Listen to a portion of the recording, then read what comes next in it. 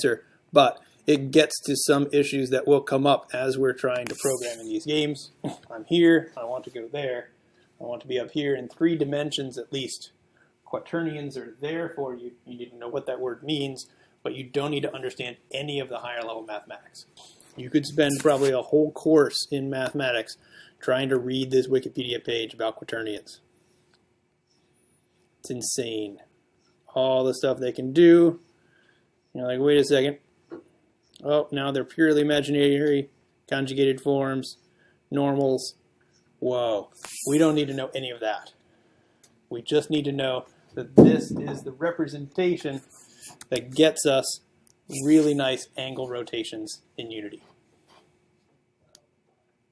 Does that make sense?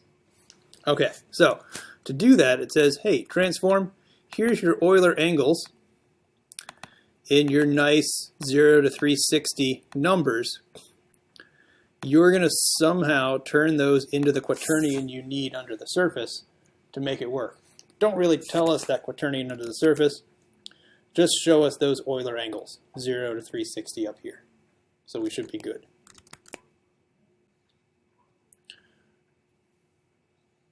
Okay, other code we want to see.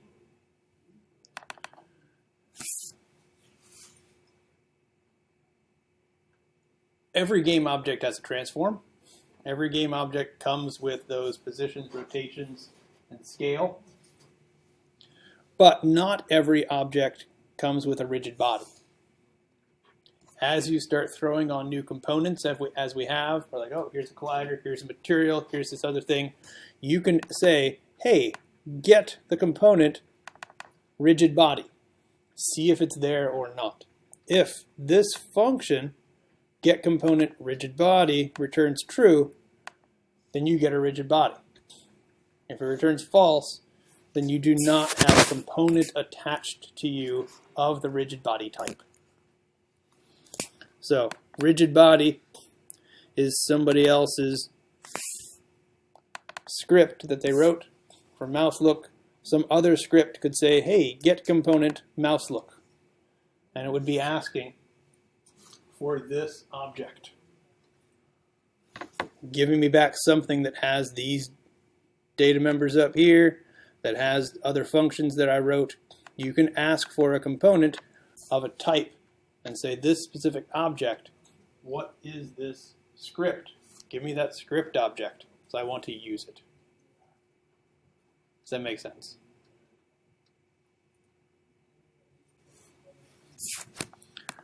Okay, so now that we see how that works, let's go back to Unity just a little bit. We're going to try that again. Let's make a new scene. There we go.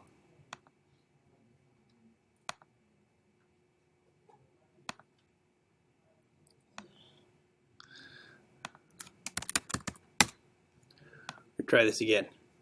Make a wall, make a cube,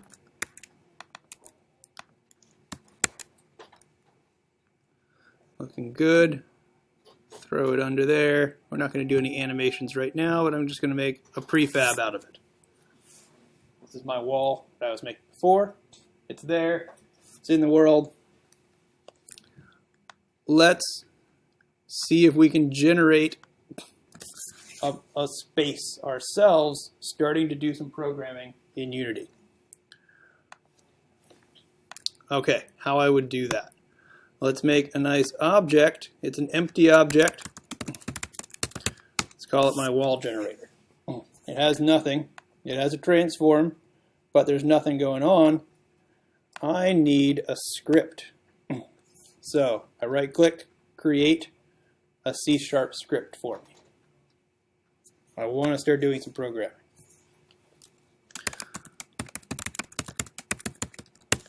Let's call this the wall generator script.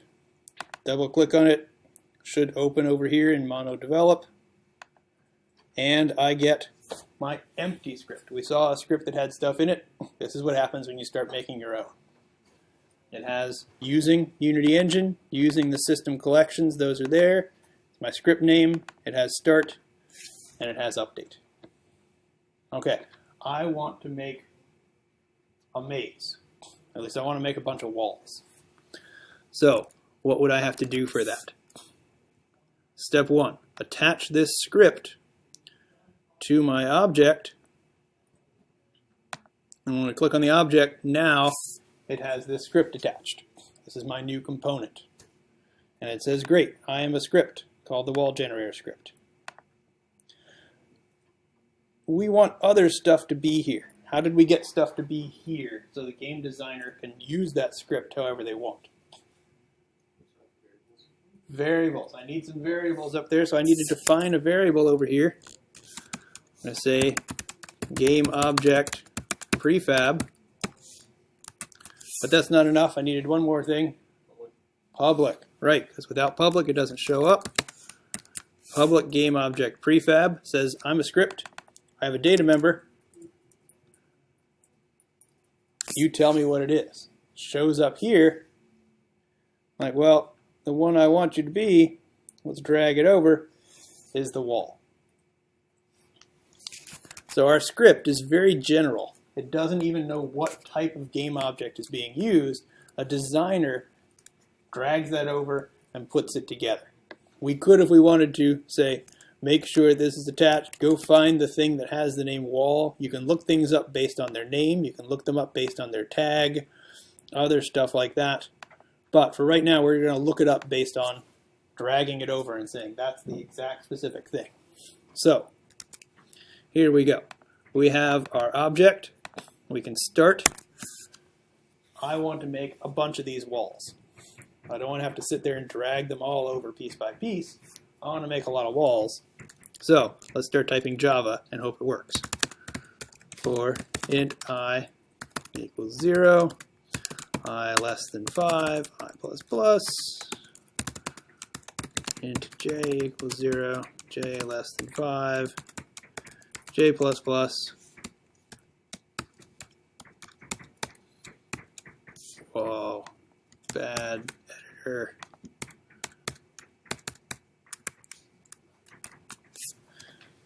And no syntax errors. Yay, it's just Java. Trust me, you type in Java code and it will work 90% of the time. 95% of the time. And you're just going to be happy. And when it doesn't work, you say, oh, I capitalized something in Java, I don't capitalize it in C#. That's one of the big differences. The way that you name your functions is different. So notice that C# really wants you to start your functions with capital letters. In Java, that's frowned upon. People will not like you in Java, but in C#, that's what you're supposed to do. So try to follow that pattern, because otherwise you'll get out of sync of, is this a function name? Is this a variable name? What's going on? You just won't know. So, okay, I need to make these. Here's my wall. What we need to do is say instantiate.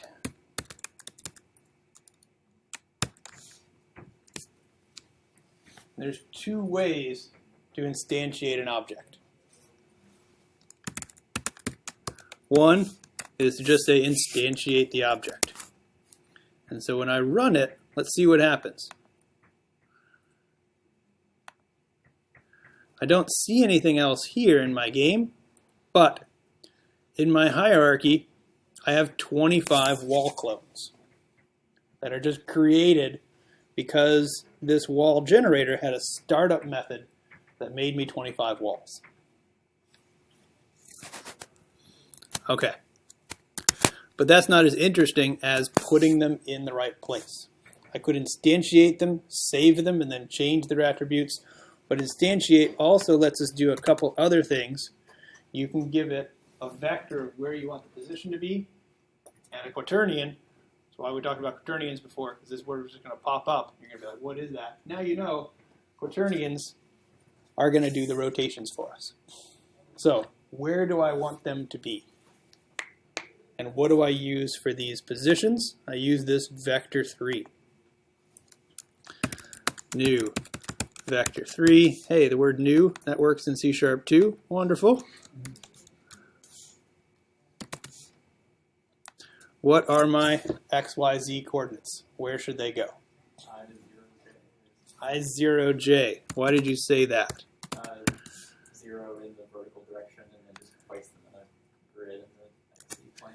Yes. So don't forget y is always up and down in Unity's 3D space. X and z are what you're used to thinking of x and y. So that puts them in those locations. And then we want a quaternion for the rotation. Again, don't use the four-dimensional instantiation of it. Use a handy function. Here's the one. Use the Euler factory. So, quaternion.Euler says, give me x, y, z like you're used to, rotation of 30 degrees, 0, 30, 0. And I will transform that into a quaternion, which Unity needs to make this really work. So we can speak in the ways we're used to. Quaternion Euler 0, 0, 0.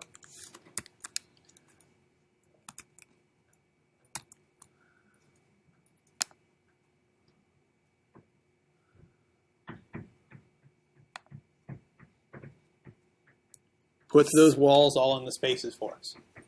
And these are all individual wall objects, dynamically created wherever we need them to be. Does that make sense? Okay, this is the first piece of starting to get our programs interactive, where we can have scripts, putting them together. If I want to make it look slightly different, I could say, let's do, oh, what did you do there? I want this to be, say, times I times j mod 2. Some of them get rotated, some of them don't.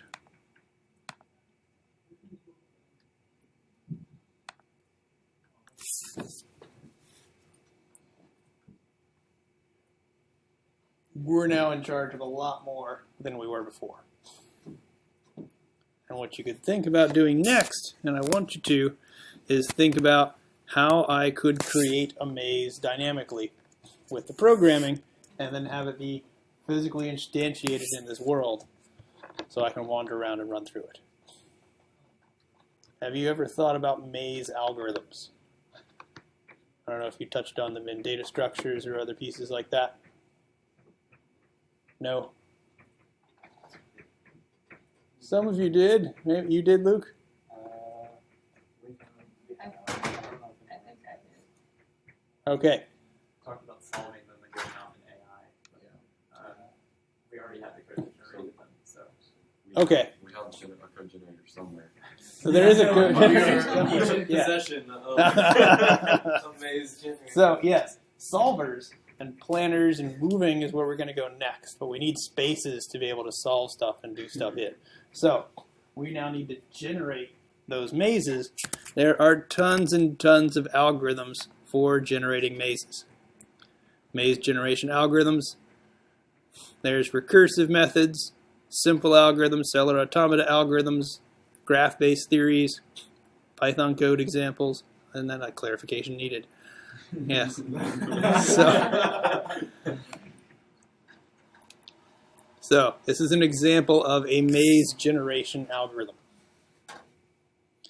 It just does a depth-first search through this two-dimensional space, and when it gets stuck, it turns back around and backtracks and generates the maze.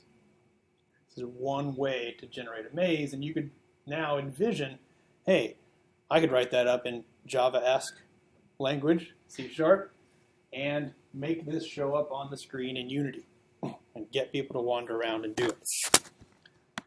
So,